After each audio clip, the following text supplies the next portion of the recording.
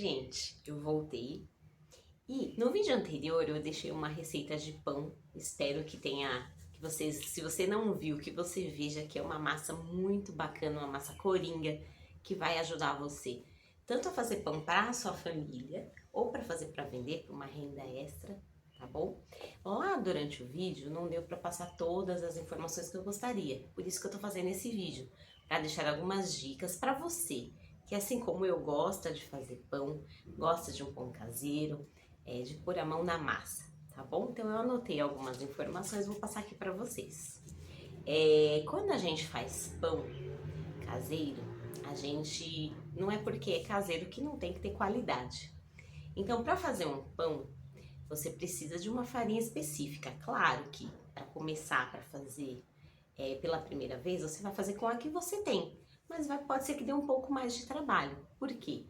Para você chegar num ponto de estrutura da massa, você tem que ter uma farinha de boa qualidade. Que são as farinhas tipo 1. Aqui no Brasil, nos mercados, vende farinha tipo 1, que é uma farinha refinada. Quanto mais fina, menor a numeração. As farinhas nacionais são as tipo 1. Se você pegar uma farinha italiana, argentina, elas têm numeração 00, 0. Quanto menor a numeração, mais fina é a farinha, melhor para fazer o pão. E para fazer pão é necessário ter uma proteína, né? Bastante proteína na massa, uma porcentagem de proteína, que você verifica no rótulo, né? Virando a embalagem da farinha, você vai procurar lá por proteína e lá você vai ver a quantidade de proteína. Quanto maior, 11%, 13% ela vai ter. Mais proteína vai ajudar mais a massa a ter estrutura e ficar macia. É porque a proteína é alimentada ali durante a produção do pão e dá sustentação, né? Forma ali a teia do glúten para dar sustentação à massa, tá bom? Então, eu coloquei aqui algumas marcas que eu acho interessante, que eu já usei e gosto, que é a Venturelli, Anaconda e a 101. São marcas que você encontra na rede atacadista, nos mercados e que são bacanas para fazer pães, tá bom? Não esquece de ver o rótulo, como eu te falei. Lá, a proteína, por mais que são os valores que vai ser consumido ali daquela farinha, também indica que ela vai alimentar o pão e vai dar essa quantidade de proteína na fabricação do pão, tá bom? É muito interessante fazer pão porque além de ficar gostoso no final, tem toda uma química no processo, né? E aí tem a fermentação, a gente vai entrar na parte de fermentação, que é o que vai dar a vida ao pão, né? E aí existe o fermento biológico seco e o fermento biológico fresco. O seco, ele é desidratado, é como se fosse o leite em pó. Ele é desidratado e ele tem maior durabilidade ali no pacotinho, ele fica embalado, guardado, ele tem maior durabilidade do que o fresco. O fresco, ele precisa de refrigeração, senão ele, como é como eu posso dizer, algo fresco ali, é um fermento, ele fora da geladeira ele perde a vida dele, ele tem menor tempo médio de vida, né? Aqui, ó, precisa de refrigeração, fresco, tá? O seco já não precisa, ele tem maior durabilidade. Então, para você ter maior ali praticidade para fazer o pão, utiliza o seco. Mas o fresco, qual a diferença? Ele dá um aroma melhor à massa, parece que fica com um gostinho maior de padaria, vamos dizer assim, porque na padaria é mais usado, nas padarias é mais usado o fresco, tá bom? E como que é esse fermento, né? Qual a função do fermento? O fermento, ele é utilizado para fazer o pão e para você alimentar o fermento, você vai usar sempre uma água a temperatura ambiente para morna, que é aquela temperatura de uma madeira de bebê, e também o açúcar. Qual é a função desses dois ingredientes, a água morna, o leite morno, o açúcar? Ele vai fazer com que o ingrediente que tem no fermento, que é a levedura, ela se alimente do açúcar e do leite, ele vai crescer. E aí que vai produzir o seu pão. Então, por isso que a gente começa a receita, dissolve o fermento na água morna, deixa descansar. Você já vai ver que começa a borbulhar ali, porque é a ação do fermento. Tá bom? É muito importante. Se você está começando, fazer a fermentação antes. Por quê? Se o fermento tiver algum problema com o fermento, você já fica sabendo. Como que eu faço essa fermentação antes, Carla? Você vai pegar o fermento, dissolver na água morna. Eu fazia isso quando eu fazia panetone.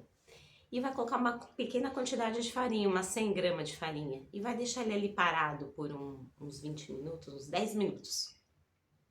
E vai ver o resultado que deu, se ele cresceu. Se ele cresceu e ficou bonito, bacana, segue em frente. Se não cresceu, algum probleminha ali no fermento. Então, para você não perder a receita toda, faz esse procedimento antes, que é bem interessante, tá bom? Essa é a ação do fermento, é muito importante. Tem a fermentação também natural, que é feita com a própria farinha, que antigamente era muito utilizada, hoje em dia não é tão mais utilizada, mas ela faz com que o pão tenha menos glúten, ative menos o glúten, né? Com essa fermentação natural. Então, se você tem algum problema com glúten, procure saber sobre fermentação natural. E aí você vê se tenta fazer um pão para ver se dá diferença entre comer um pão com mais glúten, né? Ativação do glúten, e com menos, tá bom? Uma parte muito importante também no pão é a sova. Existem pães, receitas de pães na internet que não tem sova. Bacana, é uma receita mais líquida, que não precisa descansar, mas ele não vai ativar tanto o glúten. O que vai acontecer com esse pão? Ele não vai desfiar. Sabe aquele estilo panetone? É a sova que dá. Por quê? A sova ativa o glúten, forma uma teia de glúten, que não deixa a massa rasgar. Por isso que você, quando vai puxar o pão, ele não vai fazer assim de uma vez, ele vai rasgando, desfiando. Esse é o procedimento da sova, é o que a sova faz no pão, tá bom? E aí você fez a preparação do pão, precisa sovar uns 10, 15 minutos, até você ver. Eu costumo sovar com essa parte aqui, né, do pulso. Aí você vai ver que com a sova ele vai criando uma estrutura, não vai ficar grudando na mão. Aí é o ponto do que a massa tá boa, uns 10, 15 minutos. Põe a mão na massa, trabalha o muque para poder deixar o seu pão macio e com uma estrutura, e ele vai ficar grande e fofinho, tá bom? Também dentro das receitas do pão tem os ingredientes e as suas funções ali, né? Não é simplesmente, coloca ali que... Não, é tudo uma química, tem toda uma química. O óleo, ou a gordura, a manteiga, a banha, ela é usada para dar umidade à massa. Então, em contato com a farinha, ela vai dar maior umidade a essa massa, para ela não ficar seca, né? O açúcar, ele também retém a umidade da massa para também não deixar a massa seca. O ovo, nessa receita não vai ovo, mas tem muitas receitas que vão. O ovo também, quando ele entra na massa de pão, ele é feito para dar sabor, uma coloração também. Tanto é que a gente acaba pincelando quando você monta o seu pão e pincela, você passa a gema, ele deixa o pão mais douradinho, você pode perceber. Forma aquela crosta bem gostosa. Então o ovo, ele dá maciez, ele aumenta a durabilidade do pão, porque a gente fala de um pão caseiro. E pão caseiro não tem maior validade. No máximo 3 dias ele já começa a apresentar ressecamento. Né? Existem melhoradores de farinha, que existe a venda no mercado, mas se você está começando ou está fazendo para a sua família, não precisa. Eu garanto que o pão vai acabar no mesmo dia ou no dia seguinte, mas a validade são de 3 a 5 dias. Agora, se você vai fazer para vender em maior quantidade, existe um produto no mercado chamado melhorador de farinha, que você coloca uma colher e ele ajuda na durabilidade aí do seu pão, tá bom? Então os ingredientes são esses, eles entram para dar essa função, e a farinha nada mais é que para dar toda aquela estrutura no pão, né? Todo o glúten, todo o crescimento, toda a maciez do nosso pão, tá bom? São essas as dicas que eu queria trazer. Eu acho que conforme a gente vai fazendo, vão surgindo novas dúvidas, e eu deixo aqui o espaço aberto para vocês colocarem se tiver alguma dúvida, se quiser saber alguma informação, tá bom? A validade, eu falei, é de 3 dias, no terceiro dia ele já vai ficar duro. Mas existe também o que você pode fazer, você embala ele bem, num saco plástico, num saco de papel, em um próprio pano limpo, né, de pano de prato limpo, que ele vai reter a umidade. Mas não passa disso, tá? No máximo aí 4 dias ele já começa a ressecar e até formar bolor, uma cor diferenciada. Por quê? Porque é um pão natural, caseiro. Então é diferente de você comprar um pão no mercado que tem aí validade de 15 dias, tem pães que tem validade de 45 dias. Agora você imagina a quantidade de química que tem nesses pães, né? E a gente não quer isso, a gente quer comer um pão fresquinho, tá bom? A quantidade de farinha também ela te mostra para você a quantidade de pão que você vai fazer. Para você fazer um pão de meio quilo, é 500 gramas de farinha que vai. São 500 gramas de farinha. Então, um pacote de 1 quilo, você consegue fazer 2 pães de meio quilo ou 4 de 250 gramas. Só que misturando o ingrediente, ele vai crescer um pouco mais. Mas a medida é essa. Para meio quilo de farinha, você consegue fazer uns 2 pães de 300 gramas ou um bem grandão aí de meio quilo, 600 gramas. Agora, para fazer 1 quilo, com 1 quilo de farinha, você faz 2 de 500 gramas, até mais um pouquinho. Tá bom, gente? Essas são as dicas, eu espero ajudar você que está começando. Se você vai fazer para vender, não esquece. Primeiro, faz a encomenda, faz um pão bem bonito, tira uma foto, espera vir a encomenda para você. Por quê? Porque se você fizer antes e aí colocar para vender, você já está perdendo na validade do seu pão. Ele não vai chegar fresquinho para o seu cliente.